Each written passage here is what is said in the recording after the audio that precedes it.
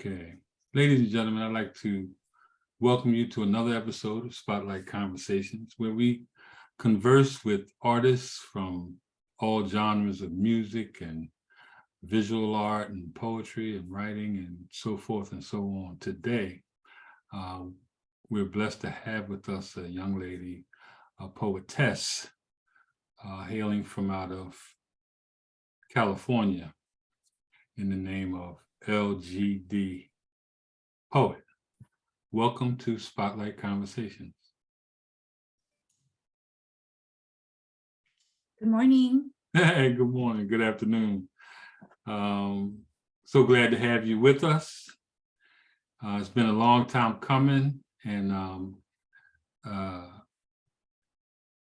I've been, in the short time that I've seen some of your work and read and heard some of your work, I've become a fan. Your poetry seems to be very real and from the heart. So, again, thank you for joining me. Thank you for having me. Say that one more time. I said thank you for having me. Oh, okay. All right. Let's start off by telling us where you're from. Originally born in Ecuador and raised in Southern California from the age of 2. I'm now 43 years old. Moved around as I was growing up. So I say I'm from a lot of areas in LA and just landed in Burbank as a late teenager.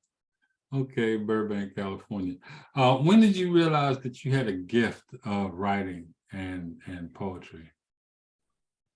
I think I would say concretely in the last maybe 3 years to really accept it. But I started writing when I was 19.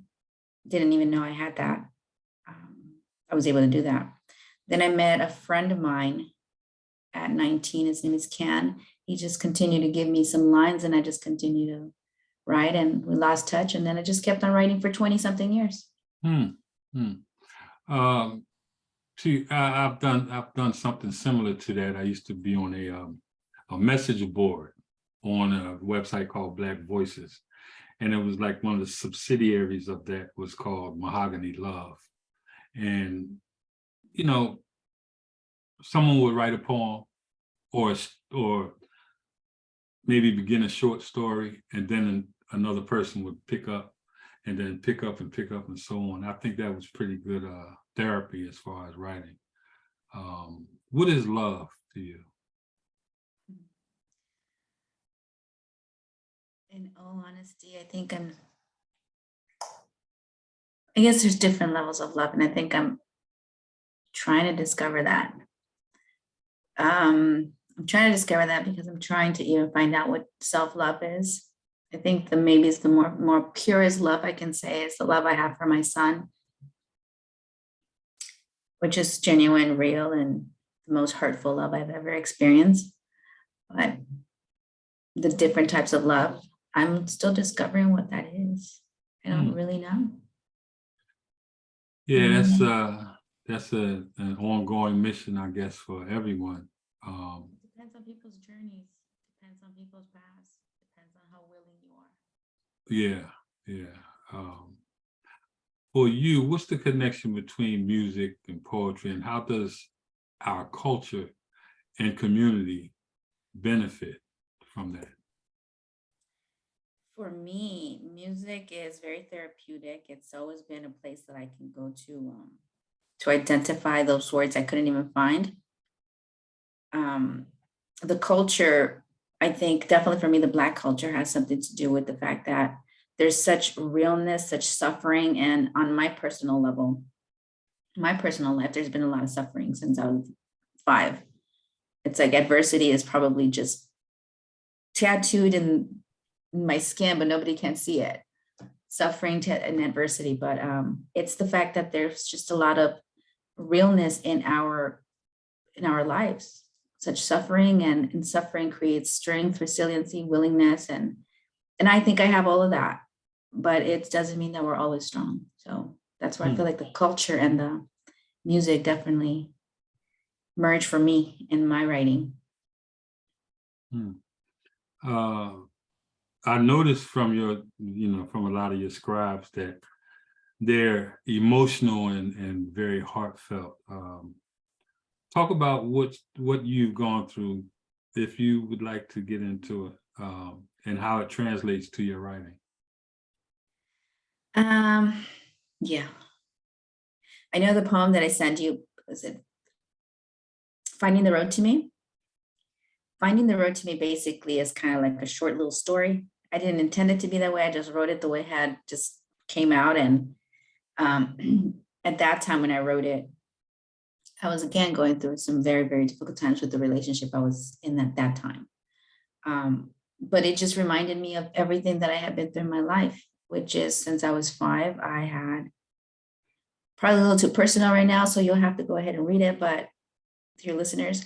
But just to briefly say, there was just a lot of suffering and abuse throughout the years. And then I kind of, unbeknownst to me until later years, I was kind of reliving those abuses in the relationship I was in for 20 years. Until I finally gathered the strength and courage and knowledge, because I had to actually seek some self-knowledge to understand what was it that I was going through. It just felt so painful. And being that I had gone to therapy a lot, that helped a lot. Therapy, self-knowledge, self-seeking knowledge, and psychological and human nature. And then I gathered the strength to I would say I gathered the strength to decide, but I think a certain situation, the way that it transpired, forced me to be pushed out. And I in retrospect, now I say that's the way it had to happen, because probably with the kind heart that I have, I would have probably been sitting there still trying to comprehend the situation and be nice, even though we would have been separated, still trying to give that person grace so they can get their life together while I just continue to crumble inside. But I think things happen in my life, per se, personally. They had to happen the way it happened. That scenario had to happen for me. And it was just a situation where I didn't feel safe anymore. I had to leave, and I did. Yeah. It's funny because you have to go through something, right, in order to really appreciate where it is that you feel you want to go. Because there was a lot of stuff, and I'm a little bit older than you, but there was a lot of stuff that was going on in my family that I really was oblivious to, only because my mind, I'm a dreamer. You know what I mean? My mind is always somewhere else. And once I think the turning point in my life was when I lost my mother. My mom passed, I was 26, I think, and my mother was 50. And a young lady, and I depended on her so much, right? That when she passed, I withdrew from everybody. I withdrew from my, the relationship I was in with my ex-wife. I withdrew from other family members. I withdrew from friends. The only thing I didn't withdraw from was my job, because I had to, keep making it. But I was done. You know what I mean? And that helped grow me up so much. You know what I mean? Because I still had a lot of play in me. So I can relate to what you're saying as far as, deeply rooted or deeply embedded things going on in your family. And, hopefully that made you, as it did me, it made me a better person. And with my own family, with my children and my wife that transitioned, may she rest in peace, it just made me better. So I feel good. I don't feel good that I don't have my baby with me anymore physically, but it just made me feel good about what I can contribute to my children and the rest of the community. You feel that way? What I feel, because my condolences to you for your wife's passing. My mother passed away in 2019. So when my relationship, 20-year-old relationship ended, it was the 20-year-old relationship ending, my mother passing, then I felt like I lost everything. Did it make me a better person per se? I think I've always been a good person, and maybe that's the thing that I'm now recognizing even more, that I'm so kind, so understanding, so maybe it is making me even better. But how much more kind and understanding can I be without somebody just stomping all over my heart? And without somebody, and I still, even in that, I'm still compassionate, because I believe everybody has their personal journeys and they have their own lessons to learn, because everybody has their backstory, whether it be sexual abuse, mental abuse, imprisonment, whatever the case may be. Everybody has their personal journeys, and I think I will always understand that. But I think I'm getting is just exhausted of being hurt in the end. And I also have to acknowledge that the roles that I play in my own life, I have to be accountable for, even though I wasn't fully aware. But as you become more aware, then you choose better, you make just better choices. At least I'm trying to make them. Yeah. Doesn't always happen. But to relate to you, like it does, I guess to some degree it does. And adversity always propels you into a better understanding if you allow yourself. How much of your I hope I say this correctly, Guayaquil? That's like the Guayaquil, Ecuador? Yeah, did I say that right? I just wanted to make sure. No, you didn't. You chopped it up. So Guayaquil is where I was born in Ecuador. So Guayaquil is, I believe, the city. Okay, Guayaquil. It's okay. You can chop it off. But, I don't want to try to be as cool as I can. But how much of that? How much of that culture guides your writing? Does any of it? I say nothing, because I don't know really my culture. And those are the other things in my personal life where I realize that I don't really know anything about my culture, other than within the culture, and the culture, everybody creates their own culture. So I have family culture as it pertains to Ecuador. I don't know anything about my country. So that's one of my things in my bucket list, to end up going to my country and discover where I come from. Because I don't know anything about that.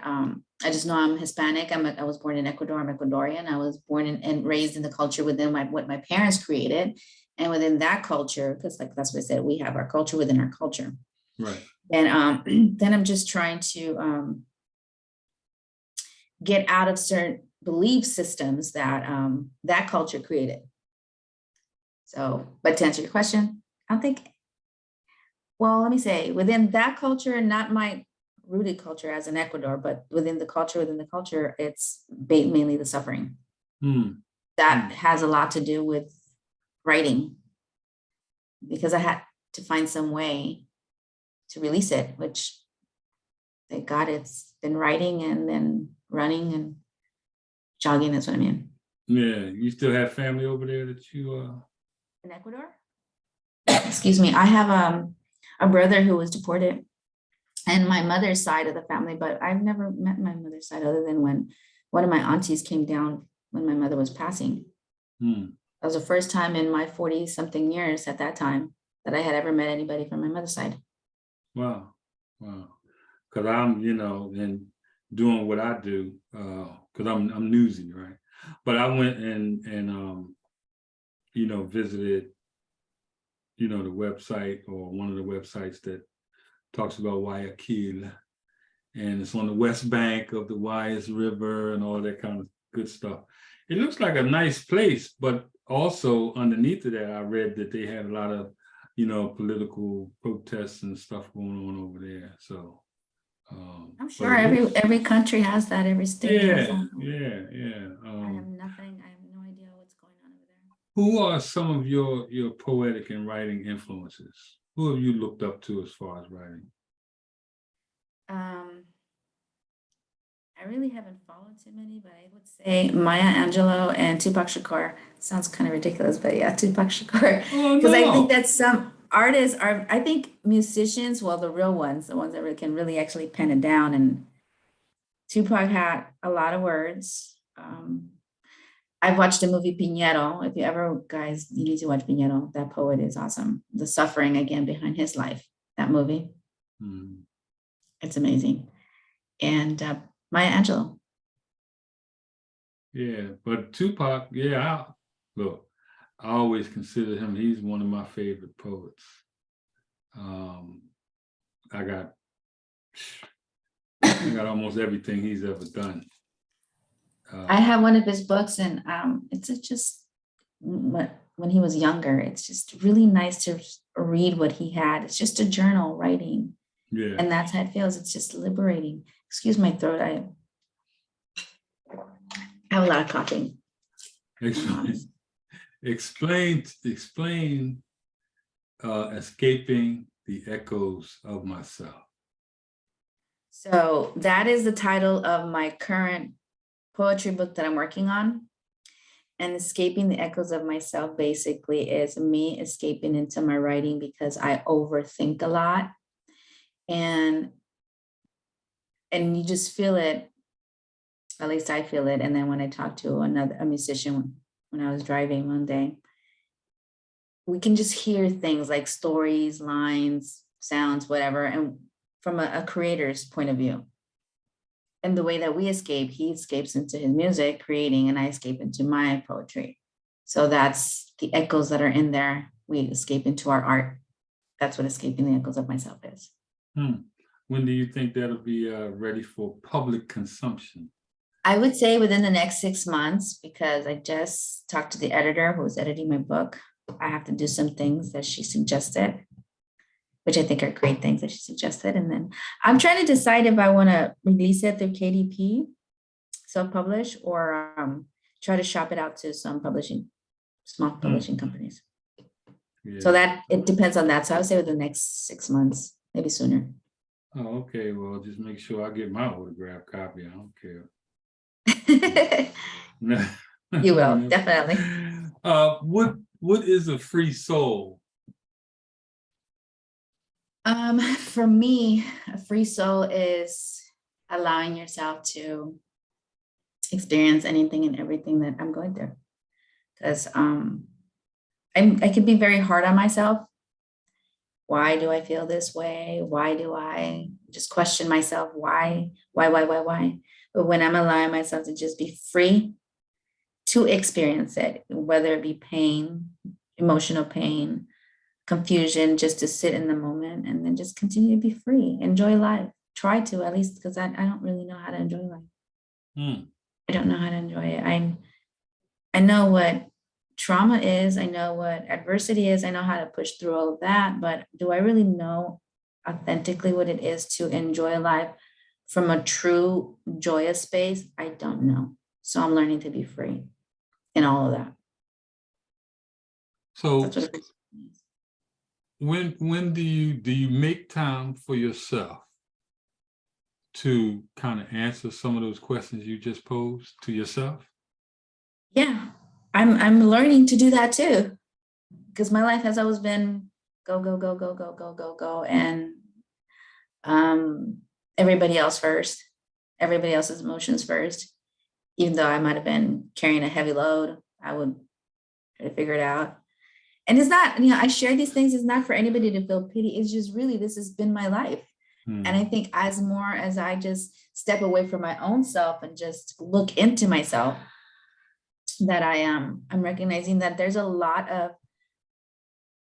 learning my own life process that I need to go through.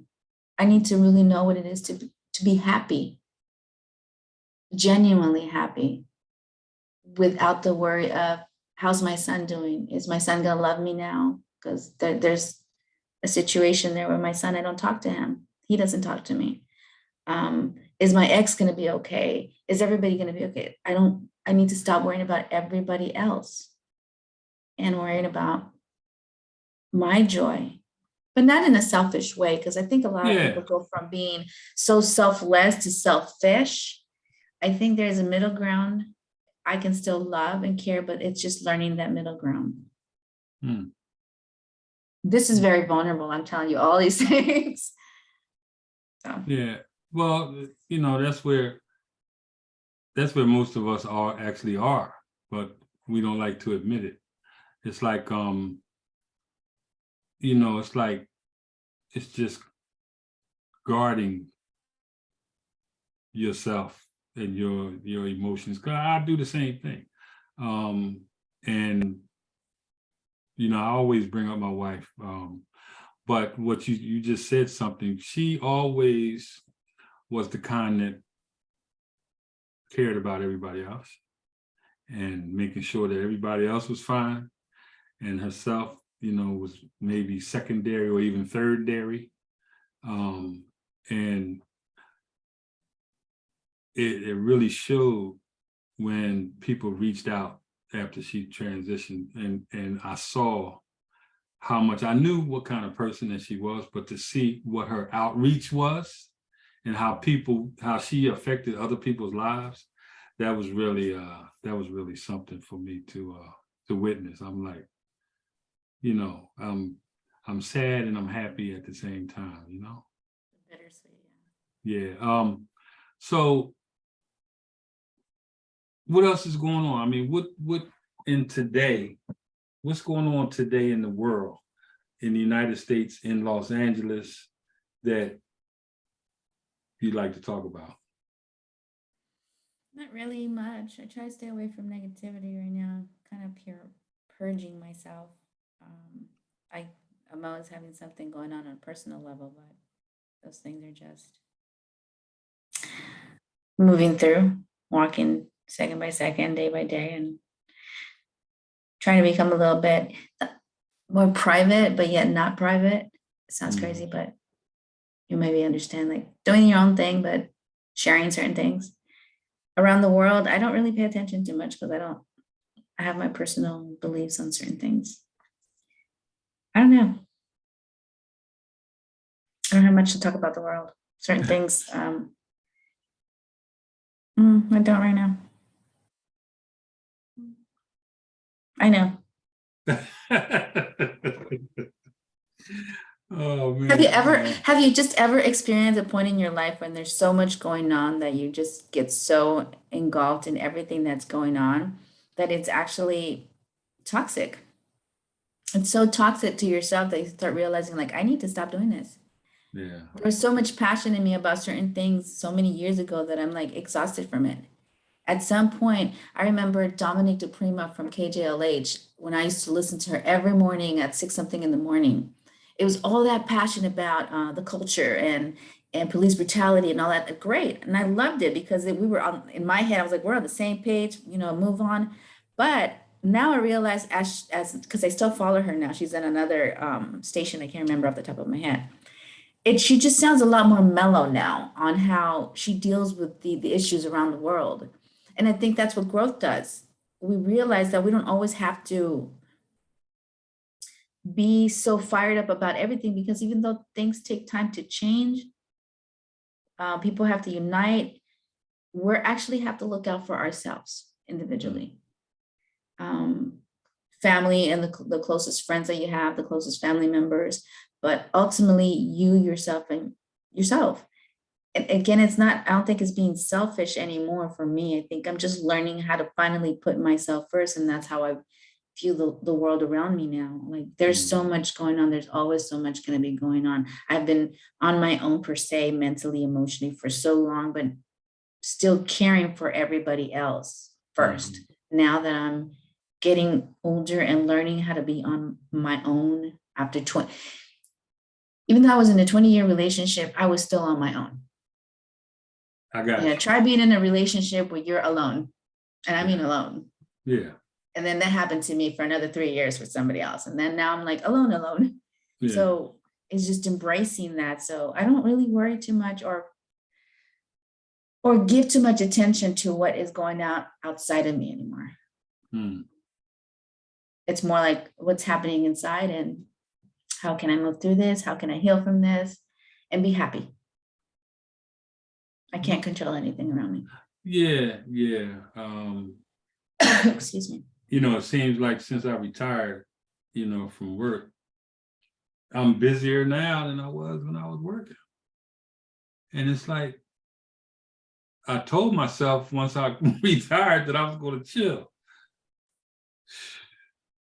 But it's a good thing that you keep yourself busy because, I mean, the older you get and when you retire, the more movement, from my understanding, as you get older, the more busy or movement you have, the longer you live. But if you just stay sedated, then you're going to end up sad, health problems perhaps. So you have to keep on moving. Yeah. Get a bike and go bike riding. Yeah, you know what? And I have a bike, and I haven't gotten on that thing for a long time. Now your time to do that. Yeah, it is. It is time to do it. It is time to do it because I, did go through some things that told me, yo, you need to get on your bike and go riding sometime. But it's in Philly. It's so much, and I know it's going on all around the country, but in Philly, these young folks today, and I'm talking about teenagers. Used to be when we complained about young people, we'd say, oh man, you 20-something years old. We talking teenagers now. And the violence and the gun violence, it's like, it's just unbelievable. I mean, it has people walking around, adults like myself. You got to walk around strapped, basically.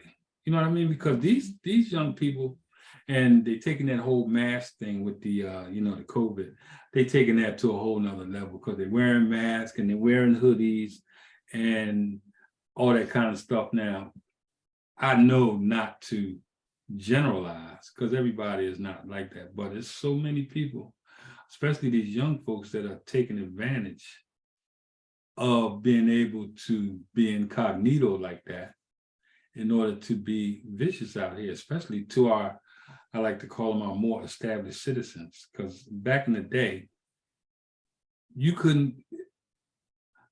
approach an older adult and disrespect them, you would catch pure D hell. Mm-hmm. You know what I mean? You would. That just wasn't acceptable. Now, look, they have no respect for themselves. So how could they respect somebody else? You know what I mean? What's the climate like in LA? I know that when I do catch the news or social media news, that I see a lot of some of these kids, or I don't know how old they're going into just robbing people or robbing jewelry stores. I see that, and it doesn't surprise me because we also have to look at the times. And again, people, just some people might look at them as thugs. I kind of look at it a little bit different, as everybody's going through what they're going through. Not that I condone this. I don't by any means condone violence. But I do understand that if we're coming into a time where you have such a high recession and the cost of living is so high in California, New York, Northern California, Southern California, where I'm at, it is very hard to live. So people have to do what they have to do to survive. Like I said, I'm not agreeing to what they're doing, but violence has been around for years. That's why you have a lot of people passing, whether it be teenage violence. Those are the type that you have to fear the most because they're not really thinking. They're just acting on peer pressure, or they're acting on survival. And a lot of people are trying to survive right now. If maybe, I'm not saying we should lean on the government, but maybe the corporate America could make the cost of living a little bit more affordable, jobs a little bit more realistic in the earning, provide more realistic schooling, and maybe things can be different, but it's not that way. So that's how I see certain things when I do come across them, my personal views. Mm-hmm. These are just people trying to survive. People are just trying to really make ends meet. I live on my own and I have to work my full-time job. I can live paycheck to paycheck if I have to pay, but I want to save money. And so I have to do a second second form of income to go ahead and be able to do that, so then I can have plans to move myself further. So just people have to understand. They don't have to. If they open their eyes to understand a little bit more than just being portrayed that they're just being criminals out there. And I had to use that word because, Black and white identical crimes can be identified so differently. Oh, they're being, so that's criminals or criminal acts. Right. How I see that right now. Yeah, it's it's a blessing that that my children they're all doing positive things. Well, my children now, they're in their 30s, and I do have, my daughter is 40. Wow, time is flying by, man. But it's a blessing that we were able to keep them on the straight and narrow. That's because you had a good team right there. Yeah. A good team. I think you need good parenting teams, and to understand each other's strengths and weaknesses to be able to raise children. And as cliche as it sounds, it does really take a village to raise people, to raise children. It does. I think for my child, I don't think my child's doing bad, but I think he could have benefited a lot more emotionally if both his father and I were at least on some same page to raise him better, because we were complete opposites in certain things, complete opposites. I come from, even though my upbringing was very, very tumultuous, my parents, my mother was just a strong one. She just had that power with her eyes. I mean, they're just the look, and you will never, ever. One time in my life, I got a good whooping from my mother. One time, just because I looked at her wrong. Never again did I do that. And even before her passing, there was one time she heard me speaking, I think, to my older sister, and I used the F word. She's like, looks at me. I'm like, I'm sorry, Mom. That much respect I had for my mom. Yeah. Even though I had certain other emotions towards her too, which we reconciled before her passing. But still, I think that a lot of relationships, it would be great to see successful marriages. And I'm beginning to see that. Like my mentor, her and her husband, I've had conversations with her many times of what makes a good, successful marriage. And she's given me those words. And I'm like, I'm hopeful. I'm hopeful that one day God will align me with the one that is supposed to be mine. A man who wants to be a husband, not just a man who wants to be a man. It's so different. I'm learning all those, even those words. A man that wants to be a husband is different from a man just wants a girlfriend, or a woman that just wants a boyfriend. I don't want a boyfriend. I want a life partner of man who wants to be a husband, and I can be a wife. That's scary. Scary. Yes. Yeah. I guess because I know because it becomes that it's not just about you anymore. You know what I mean? And that whole sharing thing, that's some work. That's some work right there, boy. That's scary after being in some situation for so long and thinking you have your independence, but you really don't have your independence, because if you don't have, I think that even within a relationship, you should definitely have some autonomy pertaining to your mental state. You have to be your own individual. But when I've been in situations where the 20-year relationship, in retrospect, I fought for my individuality. I fought for my being me. And I don't know, it's just crazy. Yeah. So you don't think you're too guarded now, do you? To the point to the point where I guess it would take a lot of work for somebody to want to be your You know what?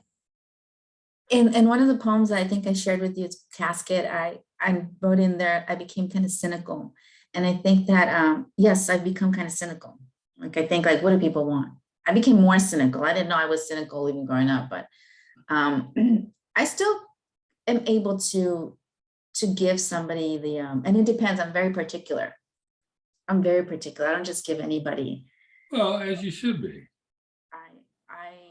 I do allow people to say, well, if you want to get to know me as a friend, because there are good people out there. It doesn't always have to be a sexual encounter. It doesn't always have to be like, let's see where it can go as in a romantic relationship. But if you come across good people, yeah. And I think I come across pretty good people. But I'm always upfront with them that if I'm not ready, I'm not ready, I'll let them know that I'm not looking for anything. So I don't think I'm guarded for sure. But I mean, you can't talk to me. I'm not gonna hurt you. I'm not gonna be a mean individual. People can talk to me. Yeah. Yeah. So do you have any of your poetry with you right now that you'd like to share? I can pull some up. Do you want me to share the ones that I sent to you? No. Want me to share something else? Yes. I don't have anything new per se, but I can maybe read. Wait, The Mother to One. Did I send you that one? Yes. I was gonna read that one. Go ahead. Okay. Well, let me go get my journal because I didn't prepare myself with this. Hold on. I'll be right back. Excuse me.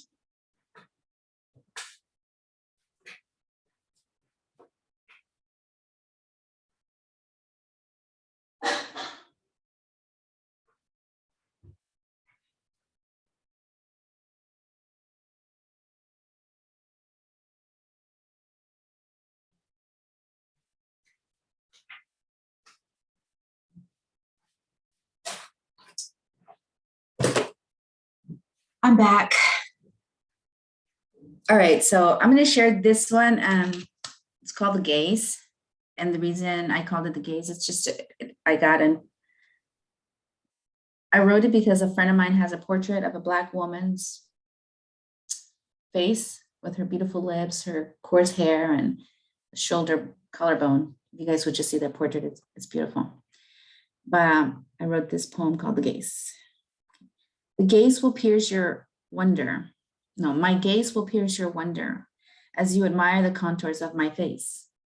The beauty of my nose inhales true history. The fullness of my lips will never be replaced. My ancestors' blood reflect in the silkness of my skin. The strength in my collarbone nestles deep within. Heed the vastness of my hair as you stand bewildered in your stare. Accept all of me, the woman, the spirit, who will forever be free. That's The Gaze. The Gaze. Nice. Nice. Any more? You got your book open. Just do one more. Just do one more. So let me be selective.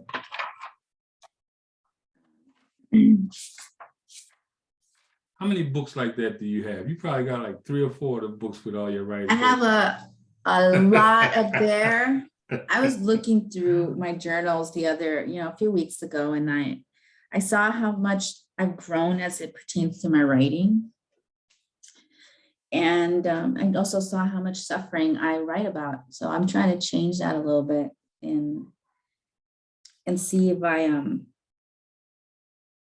can be a little bit more positive in my writing, which I am actually working towards that. So yeah, but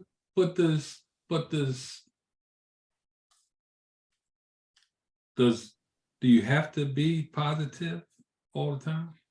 No, but you can, because I believe we live from our subconscious mind.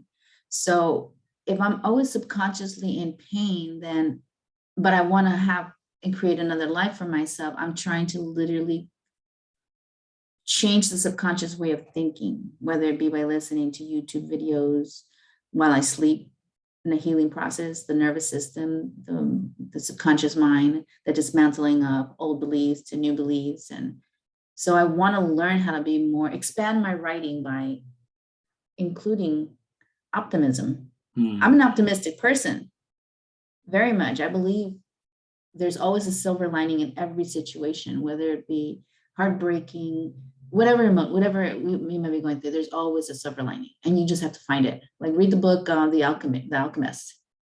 You'll find omens everywhere. You just have to find it. Mm-hmm. Be optimistic, and you'll see something there. So I feel I'm trying to just incorporate that as well. Yeah. More into there's good in life too. There's not always bad. Right. So the next one that I'm going to share is called I Fell in Love. I didn't send you this one, but this one's called I Fell in Love. I fell in love with another woman's man. I fell in love with the touch of his deceptive hands. The warmth of his body ravaged my soul. His words have a way, some kind of mind control. The lies I ignored time and time again, masking it with thoughts that he's my homie, lover, friend. He's now become my addiction, my Monday night prediction. This has become an affliction to my soul. Monday night lover, then Tuesday night agony to my soul. I have lost control. But I fell in love. I fell in love with another woman's man. I fell in love with the touch of his deceptive hands. Yet I pray and wonder each day if he will leave her for me, validate the love while I'm lost in my own insecurities, bottled up in my obscurities. But please don't judge me, for my broken heart couldn't understand the dilemma I had gotten in, because I fell in love with another woman's man. 18 months in, now I feel the need to cleanse myself of his skin, but to forget his caramel colors, his luscious lips, the whispers in his kiss are just portraits to reminisce, bliss no more, to be continued. Yeah. Been there. Been there. It's been a while since I've been there, but I've been there before. I had never been there until I've been there. Right. And it was the hardest. And, in being very vulnerable and just very candid with you, it was a struggle because it definitely totally went against my core beliefs. Totally. It was hard. But it felt so good. It was a double-edged sword situation. I say that. No, I mean, either way, you were gonna end up. Either way, you're gonna end up hurt. Yeah. Yeah. Yes. It happened. I ended up hurt. Mm-hmm. I ended up hurt. So, mm-hmm. But yeah, I wrote that, and there's another one that I wrote after that, but I can't. I know I have it somewhere on my phone.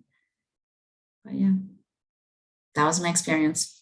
Yeah. Never gonna be there again. I'll tell you that. Oh yeah, well, Ever. you learn. Sometimes those lessons are hard, and you got to take that fall.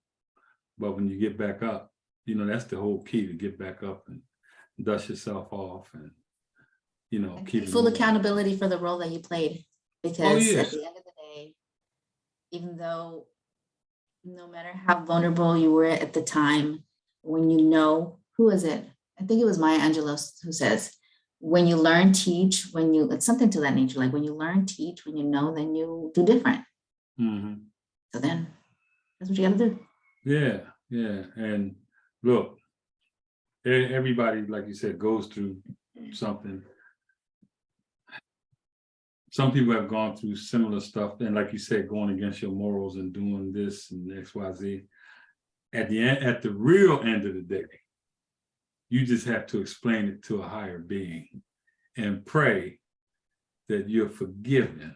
You know what I mean? Depending on whatever belief you have, Right. Some people have no remorse doing stuff like that. Yeah. Some people are just, they are who they are. Yeah. But I do. I first and foremost, I try to forgive myself. And that's hard. That's really hard. Yeah. Ask God for forgiveness. I believe in God. I'm not Christian, I'm spiritual, but I believe there's a higher being. Yeah. And try to forgive myself. And that's the hardest thing ever. Yeah, well, they say you are your own worst critic, right? you know. So let me just ask you this, and then you know, I could let you get on with your day so you can go to the gym and do all that kind of good stuff. For someone that is just discovering that they like to write or that they want to share some of themselves with the world, because that's kind of hard to do sometimes. What kind of advice would you have to a young poet or a young writer? Just keep on writing and listen to your voice, intuition, and fight for that. Honestly, just fight for your own voice, because so many people will try to dim that voice down with their beliefs. You should do this, you should do that. Listen to yourself and fight for the voice. Whether you be a writer, a poet, a human being, period. A human being, because everybody will tell you, you know, including with parents to their children. Something that I saw with my son, I feel like his father is trying to more live his life through my son based on certain things that I've gotten very recently and before. But I always tell my son, and when he will read my text messages, like, make yourself happy. Whatever it is that your heart wants, go for that. You should never try to make other people happy in the aspect of mold yourself into what they need you to be. You know, follow your heart, follow your voice. Yeah. Poet or not, life, that's period. Yeah. Those are some wise words, and I appreciate you sharing that, you know, with me and with us. So I want to say that I wish you continued success in all of your endeavors, whether it's writing, poetry, or life in general. I just wish you all of the best. And, you know, just thank you for taking time out from your schedule, especially a 3-hour difference, because you was like, well, let me see how I feel when I wake up. I'm like, whoa. But do I look okay? Because I try to put myself together. Oh, yeah. You look good. You look good. My puffy eyes. You know, very well. It's funny you would say that, because I got the same thing, but glasses covers that up a little bit. You know what I mean? Because sometimes I'll be like, I'll be like, oh my goodness, look at that. And then I put my glasses on, I'll be like, okay. You know. Well, I have a strong prescription. When my other glasses, you can see my puffy eyes through my glasses still, but yeah. Regardless, it's me. This is morning me and my voice. Oh my God. So now, you know, ladies and gentlemen, I'd like to thank you for tuning in and listening to this episode of Spotlight Conversations. LGDPoet. Thank you very much again, and hopefully we'll be speaking soon. Yeah, if you guys want to follow me on Instagram, it's just at LGDPoet. Facebook, I think it's the same, or just my first name and last name, Lizeth Dunn. Yeah, say that again. That's and I neglected to ask you that too. Can you just repeat them nice and sure, slow so that they can... On Instagram, it's just at LGDPoet. And on Facebook, it's Lizeth Dunn. I don't really have a lot of my poetry up there, but I'm hoping that as I get my poetry book finished, that you will follow me enough to support me and buy the book. Oh yeah, most definitely. And when it comes out, well, you know, I will definitely spread you all over my social media pages and on my website, because we get a lot of people that come through there, and they do show support, you know. But so thank you again. Don't hang up. Thank you again. And I really appreciate it. And you enjoy your day.